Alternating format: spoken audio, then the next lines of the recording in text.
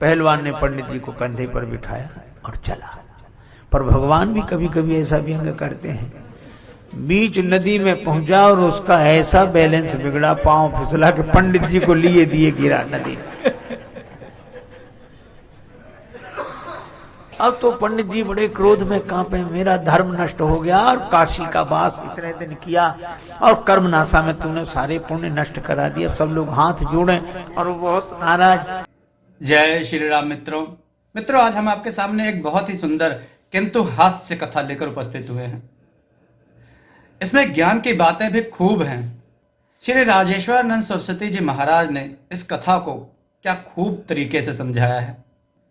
मित्रों, अगर आप श्री राजेश्वरानंद सरस्वती जी महाराज के प्रवचन सुनते हैं तो आपको उनकी बातों से बहुत कुछ सीखने को मिलेगा। यानी जो गुरु होते हैं ना, वो हमेशा लोगों का कल्याण ही करते हैं, और ऐसे ही हैं श्री राजेश्वरानंद सरस्वती जी महाराज।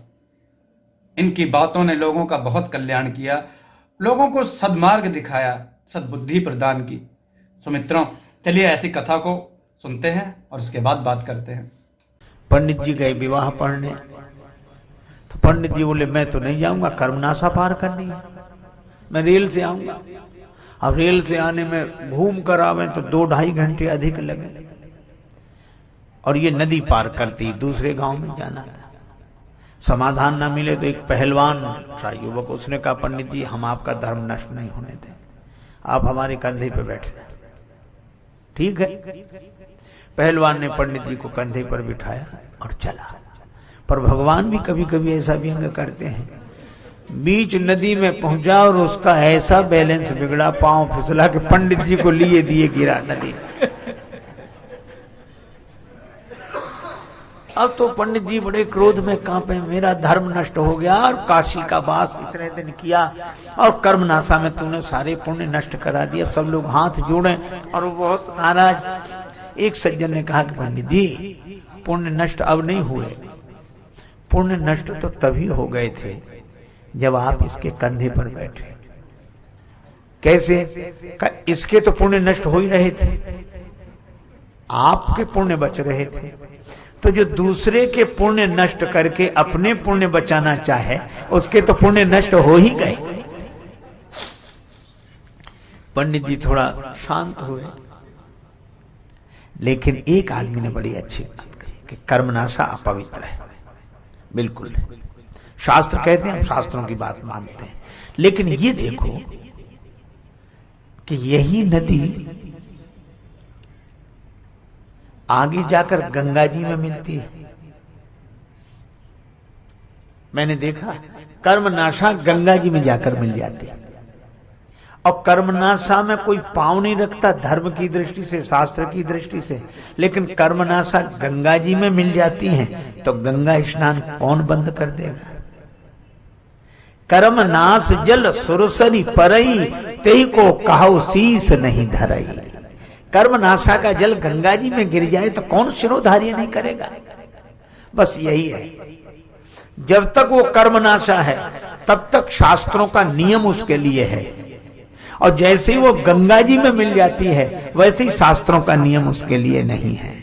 मैं भी आपसे यही कहता हूं, जब हम अपनी वर्ण जाति में रहकर अभिमान रखते हुए उसका पालन करते हैं तो शास्त्रों के नियम पूर्वक चलना चाहिए। लेकिन जिस दिन राम भक्ति जहां सुरसरी धारा, भगवान की भक्ति में हम अपने जीवन को मिला दें, उसी दिन शास्त्रों के नियम हमारे लिए दूसरे हो जाते हैं।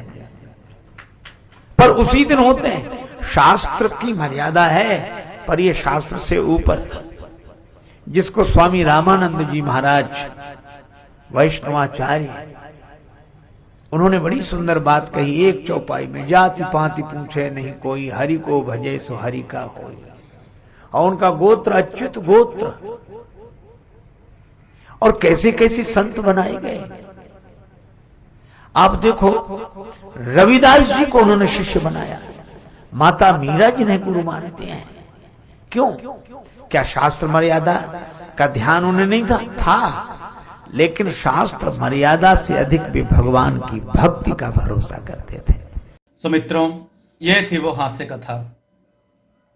बहुत ही हास्यास्पद थी ये कथा, किंतु जो महाराज जी ने बातें कही, गुरु जी ने बातें कही, एक एक बात उत्तम, सुंदर और लोगों को शिक्षा देने वाली थी। मित्रों, लोग ये नहीं सोचते कि अगर हम दूसरों के लिए गड्ढा खोदेंगे, हो सकता है उसमें हम ही गिर जाए। यानी जैसे पंडित जी सोच रहे थे कर्मनाशा नदी को पार करने से, यानी हम उसमें गए तो हमारे कर्म नष्ट हो जाएंगे, किंतु किसी और के कर्म नष्ट हो जाए इससे हमें कोई फर्क ना पड़े, हम उसका सहारा लेकर वो नदी पार कर लें। किंतु ऐसा नहीं हो सकता। अगर हम उसका सहारा लेते हैं, उसको कठिन परिस्थिति में डालते हैं या उसके साथ दुर्व्यवहार करते हैं, तो सबसे पहले हमारे ही कर्म नष्ट होते हैं, हमें ही उसका पाप लगता है। जैसा गुरु जी ने कहा, हमेशा हमारे शास्त्रों ने, हमारे ग्रंथों ने लोगों को भलाई करने का ही उपदेश दिया, लोगों को अच्छा ज्ञान दिया, समाज को सुधारने का ही काम किया। इसलिए मित्रों, हम अपने ग्रंथों को पढ़ें, उसमें जो बातें लिखी हैं उसे सीखें और गुरु जी की ऐसी कथाओं को जरूर सुना करें। मित्रों, आपको यह कथा कैसी लगी कमेंट में जरूर बताएं। वीडियो को लाइक करें, चैनल को सब्सक्राइब करें और वीडियो को शेयर जरूर करें। मित्रों, कमेंट में जय श्री राम लिखना ना भूलिएगा। जय श्री राम मित्रों।